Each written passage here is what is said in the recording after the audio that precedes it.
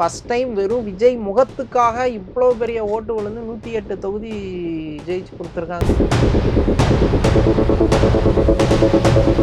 தேவைக்காவை பொறுத்த வரைக்கும் ஒவ்வொரு வீட்டில் உள்ளவங்களும் விஜய்க்காக பேசுவாங்க. ஒவ்வொரு வீட்டு குழந்தையும் விஜய்க்காக பேசும். புரியுதா? அந்த நம்பிக்கையில் தான் விஜய் வந்து எனக்காக நீங்கள் ஓட்டு கேளுங்கன்னாங்க. அது நடந்துச்சு.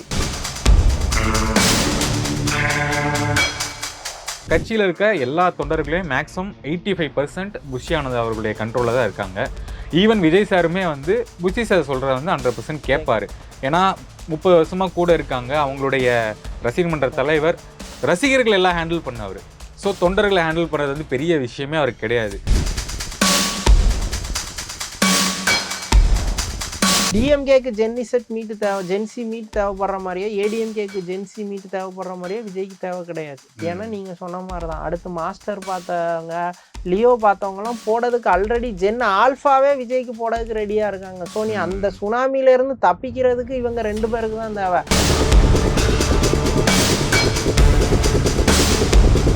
நான் ப்ரெஸ்ஸை சந்திக்க மாட்டேன் அப்படிங்கிறதுல ஏதோ ஒரு வகையில் உறுதியாக இருக்கிறாரு. அதுதான் அவருக்கு சக்ஸஸ் கொடுத்ததுனால அதையே அவர் ஃபாலோ பண்ணுறாரு. பிஃபோர் தட் விஜய் என்ன திங்க் பண்ணுறாருங்கிறதே தெரியாததுனால அவங்க ஃபேன்ஸ் ஒரு மாதிரி மூவியில் எப்படி சஸ்பென்ஸ் ஒர்க் அவுட் ஆகுமோ அந்த மாதிரி ஒர்க் அவுட் ஆகிருக்கு. ஸோ அவங்களும் அந்த பேட்டர்ன்லேயே போகிறாங்கன்னு தான் நான் நினைக்கிறேன்.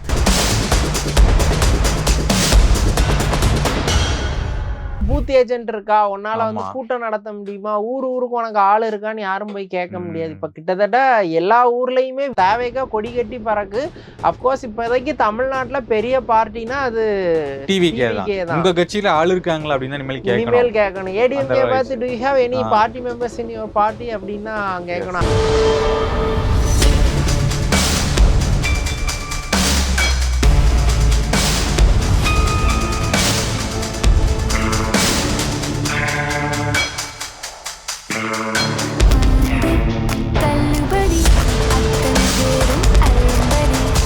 முதல் 60% வரை ஆடி தள்ளுபடியுடன் சூப்பர் சரவணா ஸ்டோர்ஸ், சென்னை, மதுரை, கோவை. வணக்கம் கார்த்தினா. வணக்கம். அரசியல் சூழல் எப்படி போயிட்டு இருக்கு சொல்லுங்க. அரசியல் சூழல் ரொம்பவே பரபரப்பா போகுது.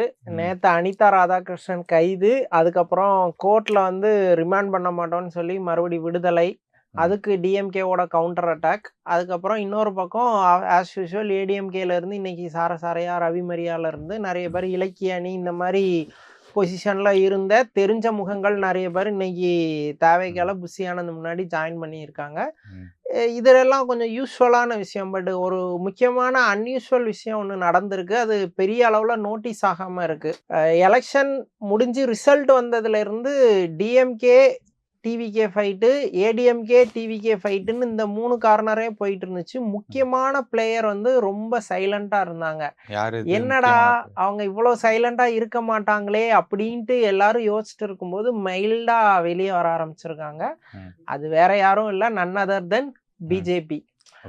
ஓகே. ஏன்னா பிஜேபி எப்போ மோடியோட கவர்மெண்ட் எப்போ சென்ட்ரல்ல ஃபார்ம் ஆச்சோ எல்லா ஸ்டேட்லையும் பிஜேபியோட ரோல் அங்கே இல்லாமல் இருக்காது.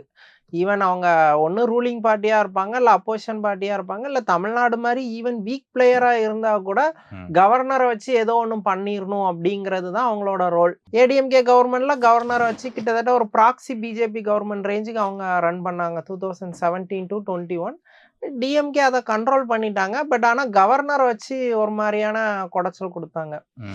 ஈவன் இப்போ சிஎம்மா விஜய் பதவி ஏற்கிறதுக்கு அர்லேக்கர் மூலமா சம் ப்ரெஷர்ஸ் இருந்துச்சு. இப்போ ஆக்சுவலி அவருக்கு தான் 108 சீட் இருந்துச்சு. அதிகமாக வின் பண்ணவருங்கிற பேரில் விஜய் தான் அவங்க பதவியேற்க கூப்பிட்டு இருந்திருக்கணும். பட் அவங்க ரொம்ப டிலே பண்ணாங்க, அலைய விட்டாங்க.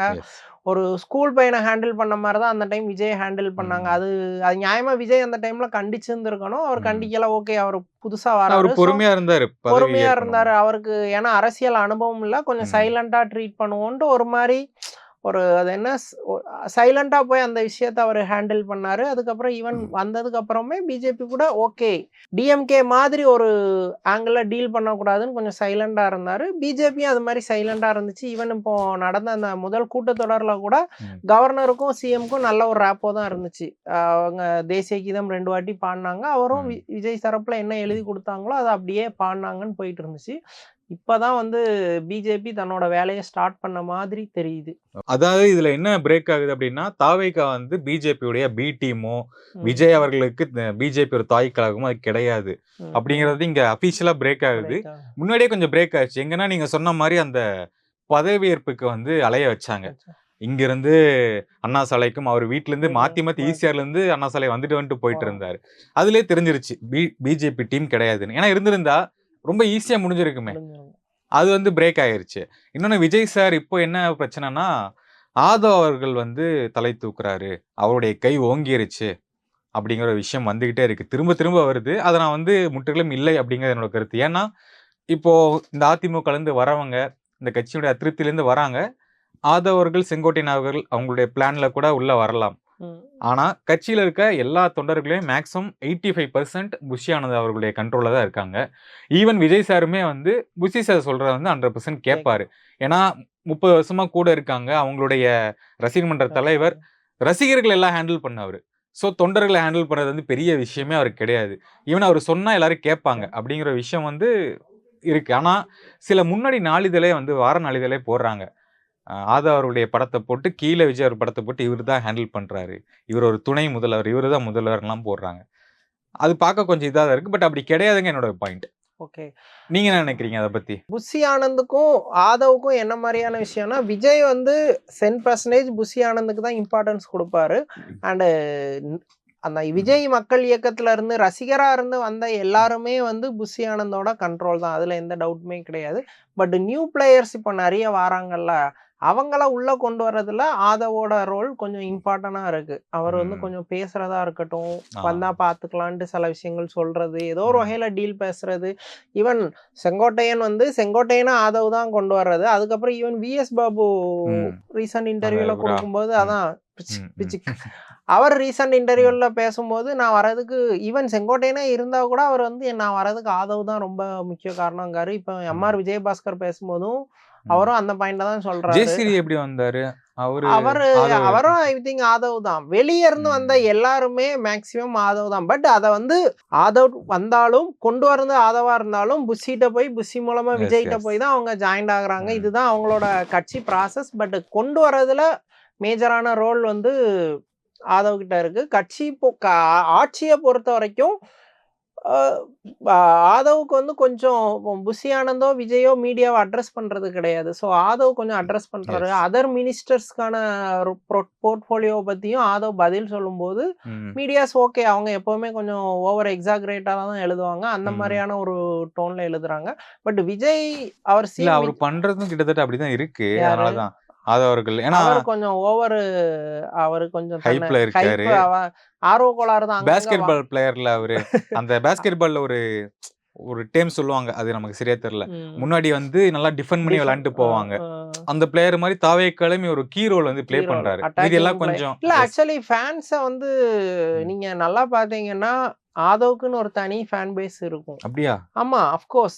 இப்போ ஈவன் நீங்க அந்த அசெம்பிளி செஷன் நடக்கும் போதே விஜய் ஃபேன்ஸ் வந்து Vijay fans Aadhav fans Vijay fans தான் ஆதவ் ஃபேன்ஸ். அத தான் நான் சொல்றேன். ஆனா அவங்க புஷிக்கு ஃபேன்ஸ் கிடையாது. அவங்க விஜய்க்கு ஃபேன்ஸ். ஏன்னா இறங்கி அடிக்கிறாரு. டிஎம்கேவை இது மாதிரி புஷி டீல் பண்ண மாட்டாரு. இவர் டீல் பண்ணும்போது அது அவங்களுக்கு பிடிச்சிருக்கு. விஜய் வந்து சைலண்டாவே இருக்கிறாரு. அவர் எப்பயாவது தான் பேசுறாரு. அப்பப்போ இவங்க எதிர்பார்க்கிற மாதிரியான விஷயத்த ஆதவ் பேசும்போது அவங்க ஆதவுக்கு ஃபேன் ஆயிடுறாங்க.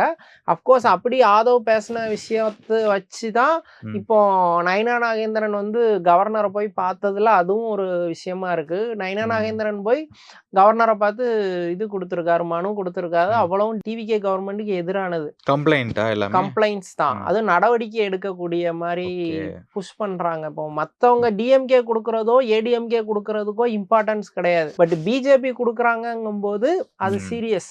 அதை சீரியஸா தான் பார்க்கணும். 2 மினிஸ்டர்ஸ் மேல 3 மினிஸ்டர்ஸ் மேலேயே டைரக்டா இன்னொருத்தர் யாரு? ஒன்னு சரத் அவர் மேல, இன்னொன்னு ஆதவ் தான். அப்கோர்ஸ் ஆதவ் இவர் நிர்மல்குமாருக்கும் அவர் ஒரு கவுண்டர் கொடுத்திருக்கிறாரு. ஆளுநருக்கு இது பண்ணதுக்கு அது என்ன ஆய்வு பண்றதுக்கு அதிகாரம் இருக்கு, ஆய்வு பண்ணக்கூடாதுன்னு நிர்மல்குமார் சொல்லியிருந்தாரு. நயினார் வந்து ஆளுநருக்கு ஆய்வு பண்றதுக்கு அதிகாரம் இருக்கு அப்படின்னு பேசியிருக்கிறாரு. இன்னொன்னு வந்து அவர் விஸ்வநாதன் உயர்கல்வித்துறை அமைச்சர் அந்த குழந்தைகிட்ட நடந்த விஷயம் அமைதியா இருக்கு. அது பீக்ல இருந்துச்சு. மினிஸ்டர் சரத்தோட அந்த வீடியோவும் பீக்ல இருந்து டவுன் ஆயிருக்கு. இப்ப இவர் மறுபடியும் தொடங்குறாரு.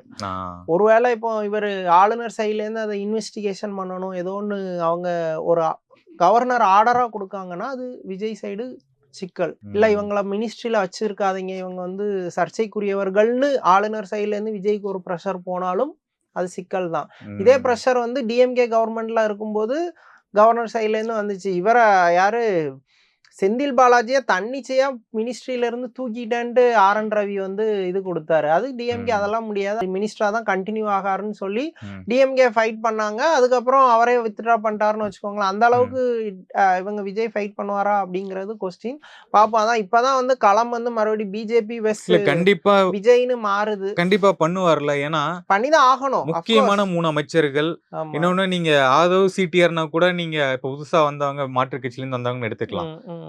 இங்க சரத்குமார் அப்படிங்கும்போது அவங்க கட்சியிலேயே முழு நேரம் இருந்தவர், அந்த சின்ன சின்ன திட்டங்கள் விஜய் கூடயே பயணிச்சவர், அதாவது இந்த ரசிகர் மன்றத்துல பயணிச்சவர், கண்டிப்பா விட மாட்டாரு. இப்போ பிஜேபி ஏன் சிடிஆர் டார்கெட் பண்றாங்க அப்படின்னா ஆல்ரெடி உங்க கட்சியில இருந்தவங்க.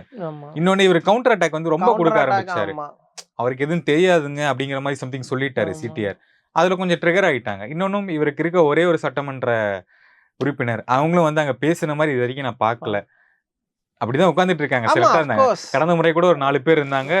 இந்த முறை அவர் அவ்வளவு அக்ரெசிவான ஃபெலோலாம் கிடையாது, சீனியர் கிடையாது. லாஸ்ட் டைம் இருந்தது வானதி இருந்தாங்க, நயனா நாகேந்திரன் இருந்தாங்க. ஸோ அவங்க எல்லாம் சீனியர்ஸ் அண்ட் எக்ஸ்பீரியன்ஸ் உள்ளவங்க. அவங்க டீலிங் வேற மாதிரி இருக்கும். இவர் சின்ன லெவல்ல இருக்கிறதுனால அவர் சைலண்டா போயிட்டு இருக்காரு. அப்கோர்ஸ் இப்ப அண்ணாமலை பிஜேபியில இல்ல, அவர் இருந்தாருன்னா இந்நேரம் டிவிகேக்கு எதிராக ஏதாவது ஒண்ணு பண்ணிட்டே இருந்திருப்பாரு. ஸோ நயனார் நாகேந்திரன் நான் இருக்கேன், நான் இன்னும் ஏன் தமிழ்நாட்டில் யாருமே கண்டுக்கல, நான் ஒருத்தன் இங்கே இருக்கேன்டா இன்னும் யாருமே கண்டுக்கல அப்படின்னு சொல்லி தலைவன் களத்தில் குதிச்சு இந்த வேலை பண்றாரு. பட் கண்டிப்பாக இது டிவிகேக்கு ஒரு சின்ன ப்ரெஷர் தான். அவங்க விஜயை வந்து அவங்க மேக்ஸிமம் டிஸ்டர்ப் பண்ணக்கூடாதுன்னு தான் பிஜேபி நினைக்கும். ஏன்னா டிஎம்கேக்கு டிவிகே இருக்கிறது பெட்டர்னு தான் நினைக்கும். ஆனால் நீ காங்கிரஸை பவர் பண்றன்னா பிஜேபி ப்ரெஷர் பண்ணும். இன்னொன்னு அவங்க சில விஷயம் ஏதோ ஒன்று பண்ண நினைக்கிறதுக்கு முடக்க, அதாவது இப்போ இந்த திருப்பரங்குன்ற விஷயமா இருக்கட்டும், ஆளுநருக்கு ஏதோ ஒன்று நீ முடக்கிற மாதிரி ஏதோ ஒன்று பண்ணனா அவங்க நாங்கள் பவரை காட்டுவோம் அப்படிங்கிற மாதிரி ஒரு வார்னிங் மாதிரி கொடுக்குறாங்க. அஃப்கோர்ஸ் விஜய்க்கு இதெல்லாம் சவால். இந்த மாதிரியான சவால்களை அவர் சமாளித்து வரணும். அப்போ தான் அவர் இன்னுமே ஒரு முழு அரசியல்வாதியாக மாறுவார். டிஎம்கே ஏடிஎம்கே ஹேண்டில் பண்ணுறது மட்டும் அவருக்கு வேலை கிடையாது, பிஜேபியும் சேர்த்து ஹேண்டில் பண்ணணும். அஃப்கோர்ஸ் ஹேண்டில் பண்ணுவாங்க. கரெக்ட் தான். எதிர்க்கட்சி எல்லாத்தையுமே ஹேண்டில் பண்ணணும். ஏன்னா அதிமுகக்கும் திமுகக்கு அதுதானே பெரிய டாஸ்கா இருந்தது. ஏன்னா அதிமுக கூட பெரிய அளவுல கண்டுக்கல, ஆனா திமுக வந்து எல்லா பக்கம் இருந்து அடிச்சாங்க.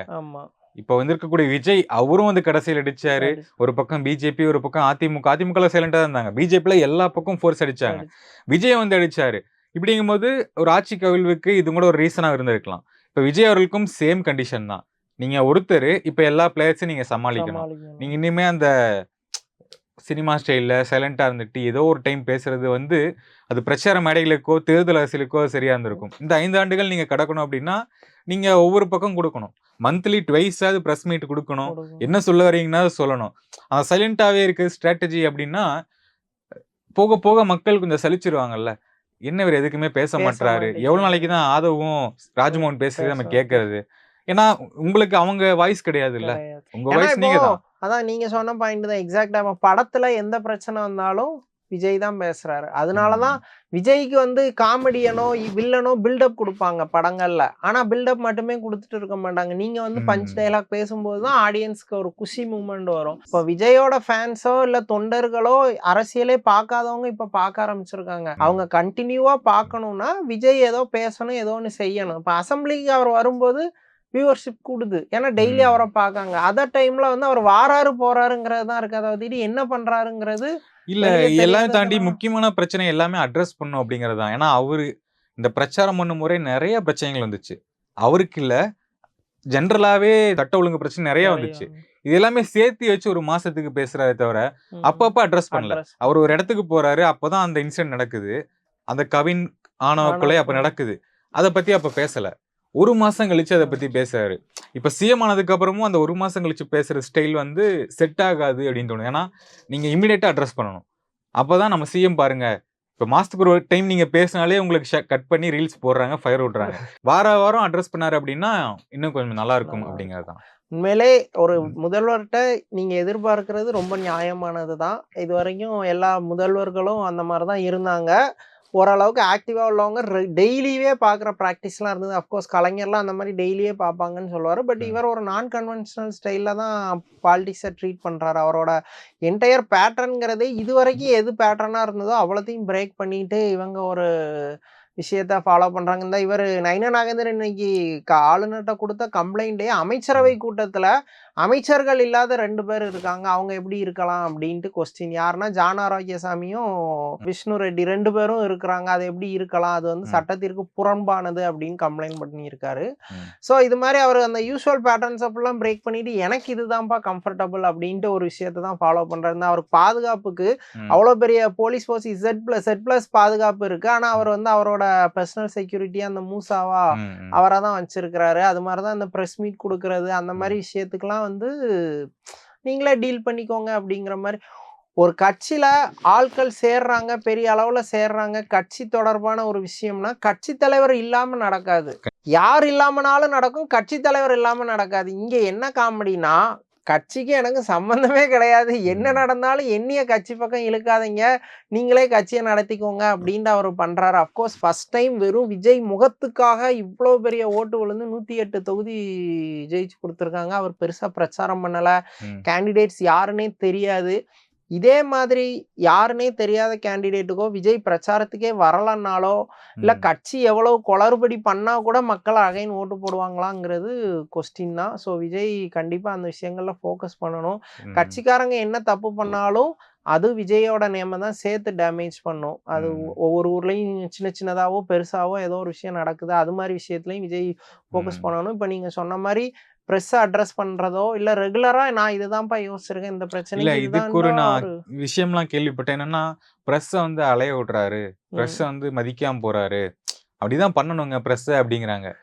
அப்படி நீங்க பண்ணணும்ட்டு இல்லையே. இப்போ முன்னாள் இருந்த சிஎம்லாம் எப்படி இருந்தாங்க? ஏன்னா ஒரு பிரச்சனை தலைக்கு மேல போயிட்டு இருக்கும் போது நீங்க வந்து நான் இருக்க வரைக்கும் இது பண்ண முடியாதுங்க, நான் விட மாட்டேங்க அப்படின்னு இது வரைக்கும் ஸ்டாலின் அவர்களும் சொல்லியிருக்காங்க, அம்மா அவர்களும் அப்படிதான் பிரஸ் மீட்ல கொடுத்துருக்காங்க. இவங்க வந்து அது கண்டுக்காம அடுத்த மாசம் பிரச்சனை முடிஞ்சதுக்கு அப்புறம் பேசி அது ரீல்ஸா போறதுல வந்து எந்த யூஸ் இல்லை அப்படிங்கறதுதான். நீங்க பிரஸ்ஸை மதிக்க மாட்டேங்கிறது அது எப்படி அந்த டேமே தப்பு அப்படிங்கறதா அது புரிஞ்சுக்க மாட்டாங்க. இல்ல அதான் இவங்க எல்லாரும் இந்த விஜயகாந்த் வந்து பிரஸ் வந்து இன்சல்ட் பண்ணிச்சு அப்படிலாம் சொல்றாங்க. விஜயகாந்த் வந்து எல்லா நேரமும் பிரஸ் சந்திப்பார், ரோட்ல பாக்குற இடங்கள்லாம் ஏர்போர்ட்ல கொடுப்பாரு, அவரை கட்சி ஆபீஸ்ல கொடுப்பாரு. நீங்க அவ்வளவு கொடுக்க வேண்டாம். அந்த மாதிரி கேட்கிற பிரஸ் ரிப்போர்ட்டர்ஸ் ஏனாதானு கூட கேட்கலாம். You are CM right now. நீங்க செக்ரட்டரியேட்ல ப்ரெஸ் மீட் இன்வைட் பண்ணுறீங்கன்னா பெரிய ப்ரெஸ் மட்டும்தான் வரும், பெரிய சீனியர் ரிப்போர்ட்டர்ஸ் மட்டும்தான் வருவாங்க. அவங்களுக்கு வந்து அந்த எத்திக்ஸ் தெரியும் அண்ட் அவங்களுக்கு ரெஸ்ட்ரிக்ஷன் இருக்கும், லிமிட்டடான கொஸ்டின்ஸ் தான் கேட்பாங்க. இந்த இஷ்யூஸை பற்றி மட்டும்தான் கேட்கணும். நீங்கள் அவங்களுக்கு ஆல்ரெடி கைட் பண்ணிட்டீங்கன்னா அவங்க அந்த இஷ்யூஸை தவிர்த்திட்டு வேற எதுவும் கேட்க மாட்டாங்க. ஒவ்வொரு ரிப்போர்ட்டர்ஸ்க்கும் ஒவ்வொரு வாய்ப்புன்னு ஒவ்வொரு கொஸ்டின்னா தாராளமாக இருக்கும். வெரி சிம்பிள் அட்ரஸாக இருக்கும், டீசெண்டாக நீங்கள் நினைக்கிற விஷயத்த கன்வே பண்ணிட்ட மாதிரியும் இருக்கும். கூட சீஃப் செக்ரட்டரி இருப்பாங்க. ஸோ அதுல ஒன்றும் விஜய்க்கு எந்த பாதிப்பும் இல்லை. ஆனா கூட அவர் வந்து நான் ப்ரெஸ்ஸை சந்திக்க மாட்டேன் அப்படிங்கிறதுல ஏதோ ஒரு வகையில உறுதியா இருக்கிறாரு. அதுதான் அவருக்கு சக்சஸ் கொடுத்ததுனால அதையே அவர் ஃபாலோ பண்றாரு. பிஃபோர் தட் விஜய் என்ன திங்க் பண்றாருங்கிறதே தெரியாததுனால அவங்க ஃபேன்ஸ் ஒரு மாதிரி மூவில எப்படி சஸ்பென்ஸ் ஒர்க் அவுட் ஆகுமோ அந்த மாதிரி ஒர்க் அவுட் ஆயிருக்கு. ஸோ அவங்களும் அந்த பேட்டர்ன்லேயே போறாங்கன்னு தான் நான் நினைக்கிறேன். பட் ஆனா கண்டிப்பா கொடுக்கணும், அதுதான் டெமோக்ரஸிக்கு நல்லது, அதுதான் கரெக்டா இருக்கும். இன்னைக்கு வந்து சனிக்கிழமை அப்படின்னாலே என்ன ஸ்பெஷல் சொல்லுங்க? கட்சியில சேர்றதா? ஆமா, வீக்கெண்டா? சனிக்கிழமைனாலே பனையூர் கட்சி ஆபீஸ் வந்து அப்படியே ஜேஜேன்னு திருவிழா மாதிரி இருக்கும். நீங்க நம்ம பார்த்த நியூஸ்ல எல்லாம் வந்துகிட்டே இருக்காங்க, சாரசாரையா வந்து இணையறாங்க. எல்லா நாளும் தான், சனிக்கிழமைன்ட்டு இல்ல, எல்லா நாளும் பார்த்தா பேப்பரை திறந்தாலே அதிமுக இருந்து இங்க நமக்கு தெரிஞ்ச தலைவர்கள் தான். நான் இப்ப நிறைய பேர் நம்ம பாக்குறோம். ஆனா ஊர் சைடு அவ்வளவு சேர்றாங்க. அதாவது கிட்டத்தட்ட ஏடிஎம்கே வந்து உடைஞ்சிடுச்சு, சுக்குநூறா ஆயிடுச்சு. அது அவர் எடப்பாடியே இன்னும் போய் சேர்ந்தா கூட அதுதான் ஆச்சரியப்பட நானும் பாக்குறேன். எப்ப எடப்பாடி சேருவாருங்கலாம் கேக்குறாங்க. கடைசியா எடப்பாடி அவர்களும் உதயகுமார் அவர்களும் மட்டும்தான் இருப்பாங்க இருக்கிற மாதிரி அப்படிங்கிற மாதிரி நிலை இல்ல இருக்கு. உண்மையிலே அந்த இப்போ ஓபிஎஸ் அவர் கட்சியை விட்டு தூக்குனாரு, எல்லாரையும் தூக்கிட்டு போறவங்க போட்டுனாரு. அப்ப கூட கட்சி ஓரளவு இருந்துச்சு. இப்போ 47 தொகுதி ஜெயிக்கிற அளவுக்குள்ள கட்சி இருந்துச்சு. ஆனா விஜயோட வெற்றிங்கிறது ஏடிஎம்கே கிட்டத்தட்ட டிஸ்மேண்டில் பண்ணிடுச்சு. எஸ். டிஸ்மேண்டில்னா லிட்ரலி டிஸ்மேண்டில் தான். இன்னும் இந்த அதிமுக செங்கலை தான் உருவிட்டு போய் அவனும் அங்க போய் நிக்கலாம். அந்த லெவலுக்கு போய் பனையூர் கட்சி வாசலை திறக்கிறதுக்கு முன்னாடி போய் காத்து நிக்காங்க. எல்லாம் எக்ஸ் மினிஸ்டர்ஸ்னு ஜாம்பவான்கள் எல்லாம் அவன் டிஸ்ட்ரிக்ட்ல அவனுக்குன்னு செல்வாக்கு உள்ளவன். விஜய கூட பார்க்காம அரசியலுக்கு நேத்து வந்த புஷி ஆனந்த பார்த்து சேர்றாங்க. மக்கள் எப்படி ஏத்துப்பாங்க ஏத்துக்க மாட்டாங்களாங்கிறத பத்தி அவங்களுக்கு கவலை இல்ல. எனக்கு தேவைக்கால ஒரு இடம் கிடைச்சா போதும்டா அப்படின்னு. அதுதான் இப்ப நான் சம்பாரிச்சு வச்சிருக்கேன், என்னோட சொத்துக்கள் பாதுகாப்பா இருக்கணும், என் மேல இருக்கக்கூடிய வழக்குகள் வராம இருக்கணும், அவ்வளவுதான். ஆனா அதுதான் உண்மையும் கூட.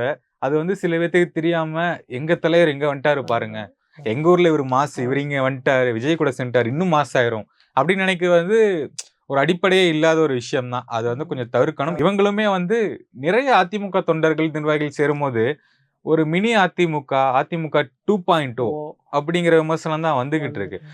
அதுவுமே சொன்னாரு, இது வந்து ஒரு அடுத்த அதிமுக அப்படின்ட்டாரு. அவங்க அந்த இமேஜுக்கு தான் ட்ரை பண்றாங்க. அதாவது அவங்களுக்கு என்னன்னா ஓகே ஃபர்ஸ்ட் டைம் விஜயோட கரிஷ்மா வச்சு ஜெயிச்சாச்சு, செகண்ட் டைம் அது ஒர்க் அவுட் ஆகுமா ஆகாதான்னு தெரியாது. So we should strengthen our party அப்படிங்கிறது. ஆனால் என்னை பொறுத்த வரைக்கும் ஒரு பொலிட்டிக்கல் பார்ட்டி அப்படி தான் ஃபங்க்ஷன் ஆகும். யோசிச்சு பாருங்க, இப்போ ஓபிஎஸ் மாதிரி எக்ஸிஎம்மை டிஎம்கேல சேர்க்குறாங்க, கடுமையாக விமர்சிக்கப்பட்ட செந்தில் பாலாஜியை டிஎம்கேல சேர்க்குறாங்க, வைத்தியலிங்கத்தை சேர்த்தாங்க. இது வந்து எல்லா கட்சிகளும் பண்ணதுதான். இதுல வந்து நம்ம விஜய்க்கு மட்டும் ரெஸ்ட்ரிக்ஷன் வைக்கிறது என்ன பொறுத்த வரைக்கும் தவறு. பட் அதை மக்கள் ஏத்துக்கிறாங்களா ஏத்துக்கலையாங்கிறது டிபெண்ட்ஸ் ஆன் பீப்புள். பட் ஆனா ஒரு அரசியல் கட்சி பவரா இருக்கும்போது நிறைய பேரை உள்ள சேர்த்து, ஆனா அவங்கள கரெக்டா அகாமடேட் பண்ணி கரெக்டா அவங்ககிட்ட இருந்து ரிசல்ட் வாங்கிட்டாங்களா அப்படிங்கிறது தான் கொஸ்டின். பட் அன்பார்ச்சுனேட்லி இனிமேல் விஜயால நாங்க தூய சக்தி அப்படிங்கிறத கிளைம் பண்ண முடியுமாங்கிறது தெரியல. கிளைம் பண்ணா மக்கள் எப்படி பாப்பாங்க அப்படிங்கிறது தெரியல. அது ஆனா இதெல்லாம் தாண்டி ஒரு மிகப்பெரிய பவர் சென்டரா விஜய் மட்டும் இல்ல, கட்சியே பவர் சென்டர். ஆமா, இனிமேல் வந்து உனக்கு வந்து இது பூத் ஏஜென்ட் இருக்கா, உன்னால வந்து கூட்டம் நடத்த முடியுமா, ஊருக்கு உனக்கு ஆள் இருக்கான்னு யாரும் போய் கேட்க முடியாது. இப்ப கிட்டத்தட்ட எல்லா ஊர்லயுமே தேவைக்கா கொடி கட்டி பறக்கு. அப்கோர்ஸ் இப்போதைக்கு தமிழ்நாட்டுல பெரிய பார்ட்டினா அது டிவிகே தான். உங்க கட்சியில ஆள் இருக்காங்களா அப்படின்னு இனிமேல் கேட்கணும். ஏடிஎம்கே பார்த்து to you have any party members in your party அப்படின்னா கேட்கணும். அந்த லெவலுக்கு உண்மையிலே. ஏன்னா நீங்க பாருங்க, இப்போ அந்த மதுரை படம் போக்கிரி படம் பார்த்தவங்க தான் வந்திருக்காங்க. இன்னும் மாஸ்டர் படம் பார்த்தவங்க, மாஸ்டர் லியோ பார்த்த குட்டி குஞ்சான்ஸ்லாம் இன்னும் களத்துல இறங்கல. அடுத்து இப்படி அவங்களுக்கு அடுத்த வருஷம் எப்படி அந்த ஓட்டுரிமை வந்துரும். அதான் அடுத்த தேர்தலுக்கு அடுத்த எலெக்ஷன் இன்னும் நீங்க பவர் கூட தான் செய்யும். சோ நீங்க இன்னொன்னு ஏடிஎம்கே வந்து டைல்யூட் ஆகுது. அது வந்து இப்போ டிஎம்கே யோசிச்சு பாருங்க, அதுக்கு அடுத்த ஜெனரேஷன் லீடர் ஐடென்டிஃபை பண்ணிட்டாங்க. செகண்டரி லெவல் எல்லாரும் வந்துட்டாரு, அவருக்கு கொடுத்துட்டாங்க. இரண்டாம் கட்ட தலைவர்கள்லாம் இன்டாக்டா இருக்கிறாங்க. அவங்களுக்கு எந்த கன்ஃபியூஷனும் இல்லை, இங்கேயே இருக்கலாமா, டிவிகேக்கு போகலாமா, நம்ம எதிர்காலம் என்ன ஆகும். நம்ம டிவிகேக்கு எதிராக பயங்கரமா ஃபைட் பண்ண போறோம், ஆன்டி கவர்மெண்ட் பாலிடிக்ஸ் தான் பண்ண போறோங்கிறதுல கிளாரிட்டி வந்துட்டு. பட் ஏடிஎம்கேல வந்து இங்க இருந்தா என்ன ஆகும், எதிர்காலம் இல்லை, நம்ம அடுத்த ஆட்சிக்கே வரப்போறது இல்லைங்கிற மைண்ட் செட்டுக்கு வந்துட்டாங்க. தோல்வியை விட தோல்வி மனநிலை மோசமானது அப்படிம்பாங்க இவங்க. அதான் ஏடிஎம்கே அந்த விஷயம் தான். அவங்க பிஃபோர் எலெக்ஷனே நம்ம ஜெயிச்சிருவோங்கிற நம்பிக்கை யாருக்குமே இல்லை. அன்பார்ச்சுனேட்லி எடப்பாடி வந்து அந்த விஷயத்த வந்து சரியா டீல் பண்றதுக்கும் அவர் ரெடியா இல்லை. அவர் வந்து ஒரு அடமெண்டான ஃபெலோவா இருக்கிறாரு. நியாயமா அவர் வந்து ஓபிஎஸ் டிடிவி சசிகலாவை உள்ள கொண்டு வந்து கட்சியை வந்து வலிமைப்படுத்தி இருக்கணும். இவ்வளவு பெரிய தோல்வி ஆகாம அவர் அப்பதான் சமாளிச்சிருந்திருப்பாரு. என்னாலும் நமக்கு அந்த பொது செயலர் சீட்டு மட்டும் போதும், ஆளே இல்லாத கடையில யாருக்கடா டீ ஆத்துறாங்க கிளைம் பண்ணிக்க வேண்டியதுதான். நாங்க 50 ஆண்டு காலம் மிகப்பெரிய கட்சி 6 முறை வந்திருக்கோம், கடைசி வரைக்கும் கிளைம் மட்டும் பண்ணி அந்த மாதிரி நம்ம சொல்லிட்டு போயிட வேண்டியதுதான். எனக்கு இப்ப திமுக பண்ண ஒரு சூப்பரான விஷயம் நான் சொல்லுவேன் என்னன்னா, இவங்க ஜென்சியால ஜெயிச்சாங்க அப்படிங்கிற ஒரு ஃபேக்ட் வந்து இருக்கு. உடனே ஜென்சியுடைய மீட்டிங் எல்லா மாவட்டத்திலயுமே பண்றாங்க. அது வெறும் ஒரு பேருக்கு ஒரு வீடியோ எடுத்து ரீல்ஸ் போறதுக்காக பண்ணல, எல்லா மாவட்டத்திலயும் அது நடக்குது. தினந்தோறும் நம்ம பார்த்துக்கிட்டு இருக்கோம். அவங்கள வந்து இப்ப நீங்க யங்ஸ்டர் வந்து பேசி ரீல்ஸ் போடுறாங்க அப்படின்னா அது மட்டுமே விஷயம் இல்லை. அவங்க கலந்துக்கிறாங்க, ஒரு செட்டையர் பண்றாங்க, ஒரு சோசியலா ஒரு அவேர்னஸ் கிரியேட் ஆகுது. அவங்களுக்கு வந்து திமுக யாருன்னு சொல்றாங்க, தாவேக்கா யாருன்னு சொல்றாங்க. அப்படிங்கும்போது ஒவ்வொரு மாவட்டத்துல பண்ணும்போது அவங்க பிடிக்கிறாங்க. பிடிக்கும். இல்லாட்டியுமே எப்படியும் திமுகவுடைய மூத்த நிர்வாகிகள் நீ போய் பாரு பாரு. அப்படின்னு அனுப்பி வைக்க தான் போறாங்க. எங்க தோத்தணும் டக்குன்னு தெரிஞ்சு அங்க மேல வர ட்ரை பண்றாங்க. அது வந்து அதிமுக வந்து சுத்தமா அது கிடையாது. இப்போ திராவிட மாணவர் பேரவை அப்படின்னு டிஎம்பின்னு ஒரு இயக்கம் மாதிரி சின்னதா ஆரம்பிச்சிருக்காங்க திமுக சார்பா. அதுலயும் சோசியல் மீடியா இருக்க நபர் எல்லாம் சேர்றாங்க. சோசியல் மீடியா ஆக்டிவ் ஆகுறாங்க. லைவா கிரவுண்ட்லயும் வந்துட்டு இந்த எங்கெல்லாம் வீக்கா ஜென்சி இருந்தோமோ ஆமா அதெல்லாம் ஸ்ட்ரென்தன் அது பண்றாங்க. பண்றாங்கல்ல. எலெக்ஷன் முடிஞ்ச இந்த ரிசல்ட் வந்த பிறகு ஒரு வாரத்துல ஆரம்பிச்சாங்க ஜென்சி மாநாடு அப்படின்ட்டு. ஏன் நாங்க அங்க வீக்கா இருக்கோம் கொண்டு வரோம் அப்படின்ட்டு வராங்க. அதிமுக கிட்ட அது வந்து கொஞ்சம் குறைவா இருக்கு அதுக்குதான் அப்படிங்கிறதுதான். லீடர் வேணுங்கிறது. ஒரு கட்சி தலைவருக்கும் லீடருக்கும் உள்ள வித்தியாசம், கட்சி தலைவரா யாரனாலும் நியமிக்கலாம். ஆனா லீடர் மெட்டீரியலா இருந்தாதான் உன்னால அவ்வளவு பேரை வழி நடத்த முடியும். லீடரா பொதுவா கொஸ்டின் பண்ண மாட்டாங்க. ஆனா கட்சி தலைவரை கொஸ்டின் பண்ணுவாங்க. இப்போ நம்ம கேட்கலாமே திரும்ப, இப்ப திமுகல டிஎம்கே ஐடிவிங்ல ஜென்சி பேசுறதுக்கு இவ்வளவு பேர் இருக்காங்க. தாவேக்கால எங்க இருக்காங்க, உங்க அதிமுகல எங்க இருக்காங்கன்னு கேட்கலாம்ல. அவங்க 20 பேர் 30 பேர் பேசிட்டு இல்ல, இருக்காங்க. தேவைக்கால தேவையே கிடையாது. தேவைக்கால விஜயோட பேசக்கூடிய நபர்கள் நான் கேட்கறேன். அதான் எதுவுமே தேவையில்லை. இப்போ தேவைக்காவை பொறுத்த வரைக்கும் ஒவ்வொரு வீட்டுல உள்ளவங்களும் விஜய்க்காக பேசுவாங்க. ஒவ்வொரு வீட்டு குழந்தையும் விஜய்க்காக பேசும். புரியுதா? அந்த நம்பிக்கையில தான் விஜய் வந்து எனக்காக நீங்க ஓட்டு கேளுங்கன்னாங்க. அது நடந்துச்சு. இப்போ டிஎம்கேக்கோ ஏடிஎம்கேக்கோ அந்த கட்சிக்காரன் ஓட்டு கேட்பான். அந்த கட்சிக்காரனையும் சும்மா கேட்க மாட்டான். அவனுக்கு நீ காசு கொடுக்கணும், சாப்பாட்டு கொடுக்கணும், ஏதோ ஒன்று ஃபேவர் பண்ணாதான் அவன் போய் ஓட்டு கேட்பான். இவங்களுக்கு நீ எதுவுமே பண்ணல, எனக்காக ஓட்டு கேளுங்கன்னு விஜய் ஒரே ஒரு வீடியோ போதும். அதுக்காக அவன் கட்சியில சேர்ந்திருக்க மாட்டான், வேற எதுவும் பண்ண மாட்டான். ஆனா அவன் ஆளுக்கு 4 பேரை கன்வின்ஸ் பண்ணியோ ஏதோ ஒன்று பண்ணி ஓட்டு போட வச்சிருக்கிறான். ஓகேவா? ஸோ இப்போ டிஎம்கேக்கு ஜென்சி மீட் தேவைப்படுற மாதிரியே ஏடிஎம்கேக்கு ஜென்சி மீட் தேவைப்படுற மாதிரியே விஜய்க்கு தேவை கிடையாது. ஏன்னா நீங்க சொன்ன மாதிரி தான் அடுத்து மாஸ்டர் பார்த்தவங்க, லியோ பார்த்தவங்கலாம் போடுறதுக்கு ஆல்ரெடி ஜென் ஆல்ஃபாவே விஜய்க்கு போடுறதுக்கு ரெடியா இருக்காங்க. ஸோ நீ அந்த சுனாமில இருந்து தப்பிக்கிறதுக்கு இவங்க 2 பேருக்கு தான் தேவை. அதை புரிஞ்சிடுச்சு. அது என்ன கேடயம்னு சொல்லுவாங்கல்ல, கேடயத்தை வந்து டிஎம்கே எடுத்துட்டான். ஓகே, ஜென்சி கேடயம் தான் இப்போதைக்கு தேவைண்டு. அந்த கேடயம் வேணுங்கிறது ஏடிஎம்கேக்கு ரியலைஸ் ஆகலாம். தெரிஞ்சாலும் அதை உருவாக்குறதுக்கான கேப்பபிள் வந்து எடப்பாடிகிட்ட கிடையாது. இன்னொன்று, அங்கே எடப்பாடியோட பொசிஷனே அங்கே கேள்விக்குறியாயிட்ட. அன்ஃபிட் ஃபார் லீட் த பார்ட்டின்னு எல்லாரும் கிளைம் பண்ண ஆரம்பிச்சிட்டாங்க. எடப்பாடிக்கு அதை சமாளிக்கிறதே கஷ்டமாக இருக்கும். அஃப்கோர்ஸ் அதுக்கு அவர் எலிஜிபிள் இல்லைங்கிறது எவிடெண்டாக தெரிஞ்சிடுச்சு. நெக்ஸ்ட் ஜென் லீடரை அவங்களால ஐடென்டிஃபை பண்ண முடியல. ஈவன் இந்த பார்ட்டியில் இருக்கிறத குறையாம நீ வந்து அடுத்த லெவல் போறது செகண்டரி, ஃபர்ஸ்ட் இருக்கிறது குறையாம பார்க்கணும்ல, அதுவே முடியலையே. இப்போ நீங்க ஆஃப்டர் எலெக்ஷன் ஏடிஎம்கேல இருந்து போனவங்க கணக்கு இல்லாம இருக்குங்க. கணக்கு இல்லாமனா நீ கேனாட் கவுண்ட். அந்த லெவல்ல இருக்கு. செகண்டரி லீவர் ஒவ்வொருத்தரும் ஒவ்வொரு டிஸ்ட்ரிக்ட்ல வலிமையா இருந்து அவ்வளவு பேரும் அங்க போயிட்டாங்க. நீ அதை எதை கொண்டு காம்பன்சேட் பண்ணுவ? இப்போ இதுக்கு ஈக்குவலான லீடர்ஸை நீ உருவாக்கிடுவியா? இல்லை நீ இன்னொரு கட்சியிலேருந்து டிஎம்கேல இருந்தோ டிவிகேல இருந்தோ இதுக்கு ஈக்குவலான லீடரை உருவாக்கிட முடியுமா? எம்ஆர் விஜயபாஸ்கரோ, அவர் பேர் என்ன, விராலிமலை விஜயபாஸ்கரோ, 1000 ஊழல் இருக்கு, 1000 குற்றச்சாட்டு இருக்கு. ஆனால் 2 பேருக்கும் அவங்க தொகுதியில ஜெயிக்க கேப்பபிள். இவ்வளவு பெரிய சுனாமியில மொத்தமா தோத்த போதும் அவங்க 2 பேரும் அவங்களால ஜெயிக்க முடிஞ்சது. அந்த டிஸ்ட்ரிக்ட்ல அவ்வளவு பெரிய மீட் நடத்தணும்னா நீ அவங்கள நம்பிதான் நிக்கணும். இப்ப அவங்க 2 பேரும் போயாச்சு, என்ன பண்ணுவ? முடிஞ்சது கிட்டத்தட்ட. அவ்வளவுதான், அவங்க ரெடி பண்ணிட்டாங்க. புதுக்கோட்டையில மிகப்பெரிய மாநாடு நான் போறேன்னு சொல்றாரு. அஃப்கோர்ஸ் அவ்வளவுதான். இந்த மாதிரிதான் கிட்டத்தட்ட நமக்கு தெரியாம நியூஸ்ல வராம ஊருக்கு போய் மொத்தமா சேர்ந்துட்டு இருக்கிறாங்க. அதுதான் டிஎம்கே வந்து அரசியல், அதாவது அதிகாரம் இல்லாம 10 வருஷத்துக்கு மேல இருந்திருக்காங்க. 15 வருஷம் வரைக்கும் கூட இருந்திருக்காங்க. ஏடிஎம்கேக்கு 5 வருஷத்துக்கு ஒருக்கும் அதிகாரம் வரலன்னா அவங்க இருக்க மாட்டாங்க. அதுதான் இங்க நடக்குது. ஸோ அஃப்கோர்ஸ் இனிமேல் Tamil Nadu battle is between DMK and TVK தான். அது விஜய் வந்து தெரிஞ்சு சொன்னாரோ தெரியாம சொன்னாரோ தெளிவா சொல்லியிருக்கிறாரு. அதுதான் நடக்குது. அது அவர் ஃபிக்ஸ் பண்ணிட்டாரு. டிவிகே வெர்சஸ் டிஎம்கே தான். அதை ஃபிக்ஸ் பண்ணிட்டு அந்த நரேட்டிவே செட் ஆயிடுச்சு, ஜெயிச்சாரு. இன்னும் 5 வருஷத்துக்கு திமுக எதிர்ப்பு தான் அவர் கொண்டு போவார், வேற யாரும் இல்லையே. இல்ல, அவருக்கு தெளிவா தெரியுதுங்க. நீங்க வந்து அவரோட அதான் ஈவன் ரீசெண்டா அந்த சவுக்கு சங்கர் கூட ஒரு விஷயம் சொன்னாரு. அவர் ரொம்ப கிளாரிட்டியா இருந்திருக்கிறாரு. நம்ம தான் கன்ஃபியூஸ்டா ஆயிருக்கோம். என்டிடிவி இந்தியா டுடே கான்க்ளேவ்ல அவரை போய் இது வீடியோ அதாவது பேட்டி எடுத்ததை வந்து பேட்டியா கொடுத்தாங்க. அந்த டைம் அது நிறைய ட்ரோல்லாம் கூட ஆச்சு. ஆனா அப்ப அவங்க விஜய போய் பார்த்து பேசினவங்க வந்து ஒரு விஷயம் சொன்னாங்க. நீங்க கிங் மேக்கரா இருப்பீங்களா, கிங்கா இருப்பீங்களான்னு கேட்கும்போது நான் எங்க கிங் மேக்கரா இருக்க போறேன், நான் தான் ஜெயிக்க போறேன்னு சொன்னாரு. நாங்களாம் ஷாக்கா கேட்டோம். ஏன்னா ஜெயிச்சிருவோம், ஏன் உங்களுக்கு ஏன் அதுல டவுட்னு சொல்லி அவர் கேட்டாரு. எங்களுக்கு ரொம்ப ஷாக்கா இருக்கு. அவர் ஜெயிச்சிருவோன்ட்டு நம்பிக்கிட்டு இருக்காருன்னாங்க. ஜெயிச்சிருக்காரு. சவுக்கு சங்கர் வந்து பார்த்தேன்னாரு. அவர் எந்த அளவுக்கு உண்மையோ இல்லையோ, ஆனா அவர் சொல்றத வச்சு பார்க்கும்போது பார்த்திருக்க வாய்ப்பு இருக்குங்கும்போது அவர் தெளிவா சொல்றாரு. நான் தான் ஜெயிக்க போறேன். இதுல என்ன டவுட்டு? அப்போ வந்து சவுக்கு சங்கர் சொன்னாங்களாம், சொன்னாராம், ம். உங்களுக்கும் 2031 எலக்ஷன் வந்து உங்களுக்கும் யுஎஸ் ஸ்டாலின் தான் இருக்கும் அப்படிங்கிற மாரி ஏதோ சொல்ல, நான் எனக்கும் உதய்க்குங்கிற மாரி தான் இருக்கும்னு அவர் உறுதியா சொன்னாரு. அதுதான் இப்ப நடந்திருக்கு. அப்ப அவர் என்னெல்லாம் சொன்னாரோ அதுதான் நடக்குது. நம்ம தான் அவர வந்து கரெக்ட். வேல்யூ பண்ணல. ஏடிஎம்கே எல்லாம் பிளேயரே கிடையாதுன்னு சொன்னாரு. அது மாரி தான் நடந்திருக்கு அப்படிங்கிறாங்க. அதான் ஏதோ ஒரு வகையில அவர் ரொம்ப தீர்க்கமா, தெளிவா கவனிச்சிருக்கிறாரு. என்ன விஷயம்னா, அவர் பார்த்த ஆங்கிள்ல மத்தவங்க பார்க்கல. ஆனா அவர் பார்த்த ஆங்கிள் தான் இங்க ரிசல்ட்டா இருந்திருக்கு. எஸ். ஒரு சிறப்பான ஒரு டிஸ்கஷன் நம்ம பண்ணியிருக்கோம். புதியவர்கள் டிவிகேக்கு வந்ததும் அடுத்த டிவிகே உடைய செயல்பாடுகள் பத்தி பேசியிருக்கோம். அடுத்த ஒரு சிறப்பான வீடியோல நம்ம சந்திப்போம். நன்றி. வணக்கம். நன்றி நிரஞ்சன்.